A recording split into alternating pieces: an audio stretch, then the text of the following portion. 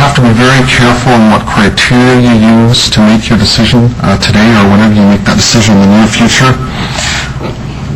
I am in favor of a new LRT line, but I think it has to be in the appropriate locations and agreed upon appropriately. So I'm going to disagree with Mr. Kent in his suggestion that the LRT will bring further development. I don't think it will. As a matter of fact, I think it probably will deter neighborhoods and certainly will deter the neighborhood of Glenroy from, number one, people moving there, and I think it will degrade the type of community that it is already and the history that is there. That's all I have to say. Thank you. Councillor Barney. Thank you, Mr. D'Amato. I won't debate with you 107th Avenue. Those are questions we need to ask of administration, but I would like to ask you about your comments about no redevelopment opportunities. In looking at a bit of a map here, I see that almost all the way along there is RF1, which is single family, and a lot of the houses you mentioned are historical homes. Is that correct? That's correct. Actually, if you drive there, you'll see there's no opportunity for redevelopment. There's a small pocket, and I'm sure all of us are familiar with Buys for Pies. There's a couple of businesses there, and then some businesses near 142nd Street, which I understand will be under redevelopment with some new complex that will be going up there in the near future. But other than that, along that entire route right to 124th Street, just shy of 124th Street, there is no option for development of any businesses whatsoever, or actually any any multi-family residences. Then has there been redevelopment now in the community that would have been the single-family homes being redeveloped? Are some of them going in and maybe upgrading their home or even using the lot to build a new home? Yeah, there's a lot of redevelopment as far as people buying homes, tearing down some of the old homes and putting up new houses. But there's certainly no lots that are going up for sale, new lots that are going up for sale because there isn't any there. And one last question. In Mrs. D'Amato's presentation, she talked about there not being a station at all through there for the 24 blocks.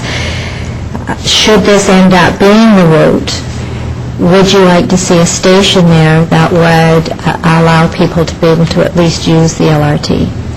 Well, I'm going to hope that it doesn't go through there, and I would suggest that having a station right in the middle of this type of area, number one, I don't think you're going to have the ridership in this area that you might do in some of the other communities where there are multifamily housing. And as far as I'm concerned, I think that what comes along with the station is a lot of problems. And that's just from my personal experience, professional experience. If you look at the existing LRT stations now and some of the problems that go hand in hand and some of the types of crimes and occurrences that occur at the stations, I would be very skeptical to have one in between that area, or in that area. And those, I say it was my last question, I lied obviously, those are observations you've made from when you were a police officer? That's correct. Thank you very much. Thank you. Councillor Henderson.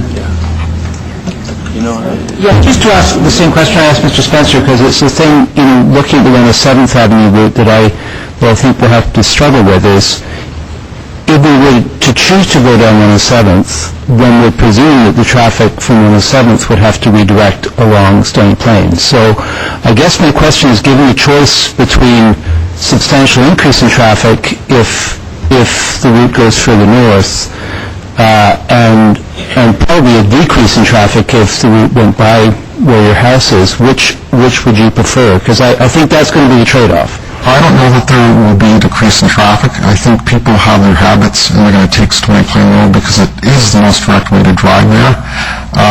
If you're ever directed traffic as a police officer and there's an accident and you've told someone they have to take a different route because the intersection is blocked, people don't know what to do.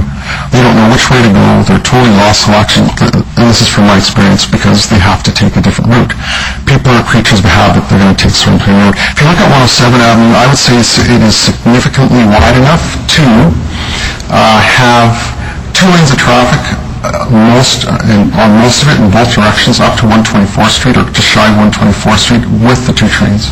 Well, let me ask the question another way, because I think there would be ways, if we so chose, to try and not only put the LRT down a certain road, but also to quieten the traffic as well, to encourage the traffic to go around other ways. So part of what we might be able to offer back to a community is to say, okay, the LRT is going to come this way, but we're also going to give you quiet measures to quiet the traffic and make sure you don't end up with both.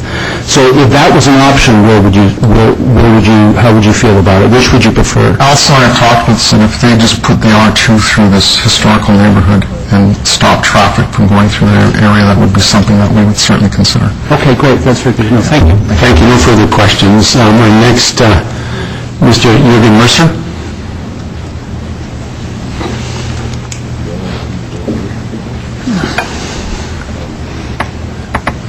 Is Mr. Mercer here? Mr. Mercer? No, Mr. Mercer? Okay. Then, Mr. Lazat, you switch sides in theory, because we can't ask anybody who's in support of to come forward. So.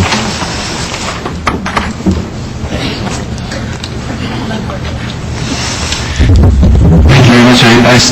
My name is Joe Lazat, and I certainly appreciate your flexibility. My comments might seem sort of disjointed from the opposed side I now stand, but I'm sure you'll take that under consideration. I am a partner in Jasper Avenue Dental, and also a part owner of the Jasper 105 Dental Building, which is located on the corner of Jasper Avenue and 105th Street. And I've been practicing there for nearly 2 decades. And over that time, I've seen tremendous changes happening downtown. When I started practicing in 1991, I think it would probably be safe to say that was probably one of the lowest ebbs in downtown's history. You know, we talk now about being a bit concerned about some black holes along Jasper Avenue or black holes within the downtown core. I mean, downtown just about was a black hole at that time. There was very little going on at that time.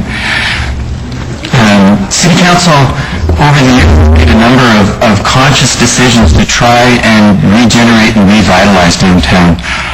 They supported a program to encourage condominium development downtown, and that really took off. There was a facade improvement program that we took advantage of with our facility, and it saw Jasper Avenue just look so much better through that. Downtown has started to reap the benefits of council's decisions, and there's now starting to be more private money being placed downtown. Vacancy rates have been dropping consistently over those 2 decades, and interestingly, there seems to be an interest in people living downtown and living that urban lifestyle that seems to be talked about so much in the city documents.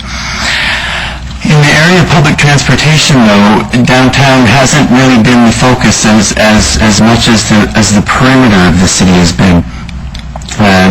Certainly, the policy choices that you guys, that all of you make, will reward certain people in certain areas of the city and at best ignore or at worst possibly punish other areas of the city. Over the last while, the city has really focused its transportation around the perimeter. The ring roads, which now connect the bedroom communities to each other into the city in a way that's never been done before. And it's a way of moving goods and transportation in a way that's very, very efficient and effective.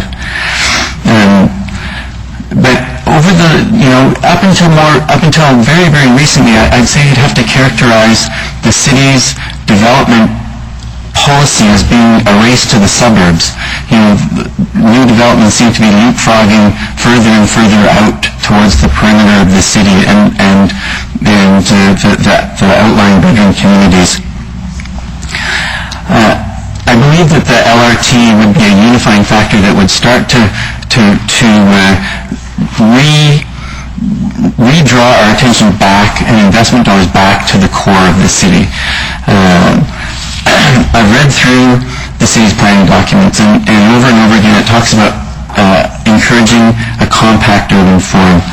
And there's a lot of people that are embracing that, particularly the people in the Railtown area and the people who live in the Oliver area along 104th Street. They are already doing what we want them to do, supposedly. By supporting the West alignment as it stands right now, you would really be rewarding those people by connecting them into the transportation system.